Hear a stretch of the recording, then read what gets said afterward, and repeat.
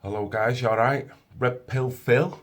While this video's going, I'm going to be showing little bits of footage of where I've been over the course of the past several days with my family and I. I actually wanted to start this video with the intention of talking about something else, but something has hijacked it. It's something I can't get off my brain, something that is annoying the bloody life out of me, and it's something I very rarely talk about, being one, my background, and two, how I see it kind of socially changing society anyway. And that's the current state of hip-hop and R&B music. The reason why I start is because when I was over in France, there was one radio station that my niece had on as pretty much like background music. I know a lot of people that do it, they're not pretty much listening, but they'll just have something on. Now, she had it on day and night. Some people do, and that's fine. Some people use the telly for the same reason. They have to have a bit of background noise. However, this station, it played what you would call contemporary R&B stroke hip-hop, mainly French. I have been a DJ for over 30 years now. I've got a lot of different tracks of different nationalities, so I'm quite au fait with listening to different tracks whilst the lyrical content is of a different language. It doesn't bother me being someone who's made music as well. You do appreciate foreign music, whether it be percussional or vocally or instrumental, as it were. You can get some really rich organic samples from all different musical bases. So being a DJ has made me learn that. However, this tune, listen to this. You're such a fucking hoe, I love it. You're such a fucking hoe, I love it.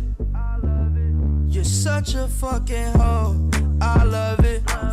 Now, that was a track by Kanye West and Lil Pump featuring Adele Givens. The track is called I Love It. A lot of people think, well, what are you talking about this for? You know, you've no need to be talking about this. There's much bigger issues that need to be discussed. There's many issues that need to be discussed, and I do agree we have some issues to someone, particularly our age group, because I do tend to have a lot of subbers of a similar age group, possibly older and younger, but we've kind of surpassed all this. This is not our age group, not our generation, you know, and this, that, and the other. So I get that. So what are you talking about it for? When I heard this song, I could not believe it, because this song was being played as a loop, literally once an hour, at least once an hour, and it was the uncensored mix. So from that, you think, right, I think of the actual bass that it can be playing to, the amount of people, the target audience. I went home and I've looked at the video, and it's surprisingly, first of all, it's got Kanye West in it. Secondly, I look at the view count. The view count is 371,913,314 views. It's had 4.9 million likes, 844,000 not likes. You look at that and you think, that should tell you on a sociological kind of level and on a psychological level, we're screwed. We are screwed. Now, in many different ways, I've got to break this down. Okay, so firstly, I'm going to break it down by how I regard it in terms of my DJ career. I've been playing music like this when I was in my 20s. Coming straight up from Central Manchester, this is Soul Nation. Do not attempt to adjust your radio.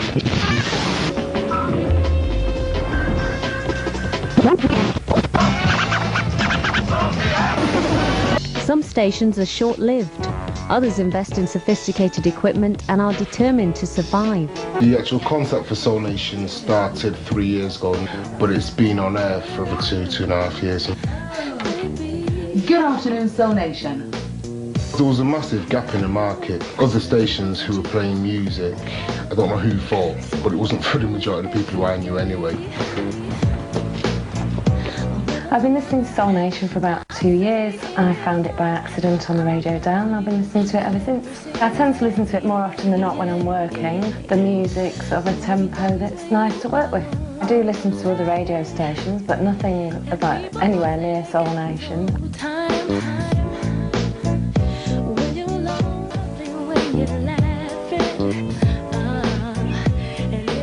Fletcher Moss as a junior football club relies on sponsorship from people to help us fund the needs of these young boys who wish to play football regularly at least once a week. And without people like Tony and Soul Nation, we wouldn't be able to survive. I think unlicensed broadcaster is more of a fair comment for Soul Nation.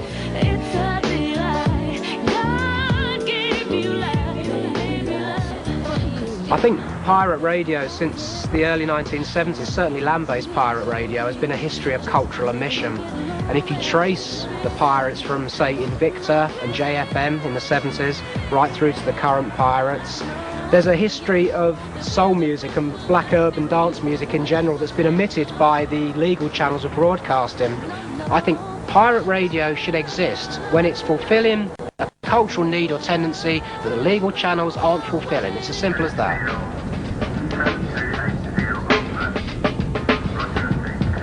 On the day of its second birthday party, just as the year is coming to an end, Soul Nation's worst fears are realised.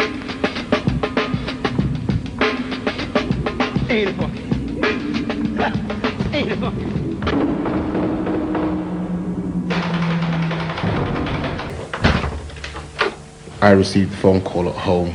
There was a raid actually taking place.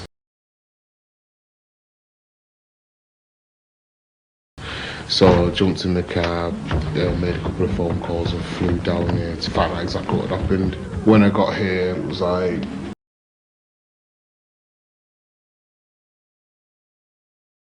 full of police and DTI and all that. They had on flat jackets and God knows whatever side was going on for some massive drugs raid or something. I just witnessed him taking all the equipment, like tagging it, putting it in bags. It was like bordering on the ridiculous actually. It was like taking the clocks off the walls and posters that had nothing to do with the station. In terms of what target audience this music was going out to, it was predominantly on pirate radio stations.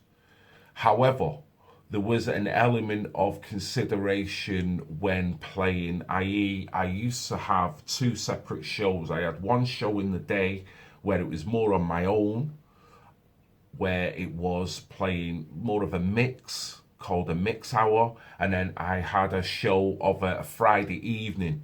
Now the Friday evening was the show that was kind of no holds barred. It was from 10 till 1, and any tunes that were what we deemed was off the chart kind of got played along with other kinds of tunes.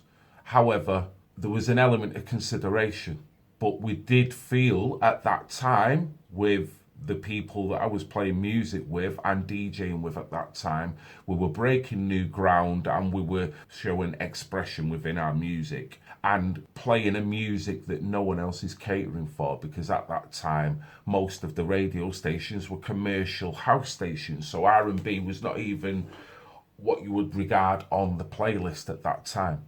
It just wasn't.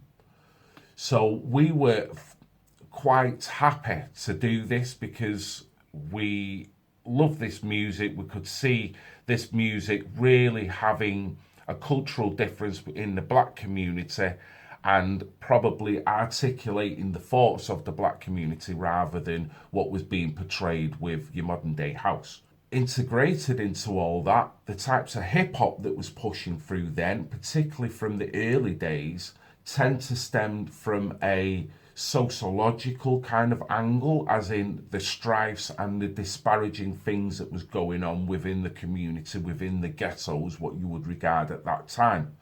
Now, the people that were portraying this were big artists that were coming through but talking about social issues, and it got the talking point up, which then you could lead to a positive outcome, or at least talking about issues. So that's where you can get positive from a negative. by bringing it up. However, where we're going nowadays, and has been for the past decade, probably 20 years, that slow social degradation of no holds barred, where you're talking about degrading women, you're talking about the intake of drugs, you're talking about issues where it's more important to talk about what you've got and what you want, and your lack of consideration for any other fellow human being. That is what is being pushed. The one thing I will say is that not all hip-hop is like this, and not all R&B is like this. The main difference is what is being pushed, what is being thrown out to the masses, utilising every signal possible, i.e. radio stations, TV, whether it be for TV adverts and musical videos. So you think of the outlet and the reach that this musical form has got. It is mind-boggling, really, when you think of it. You think of the age group that this music can reach. It is mind-boggling.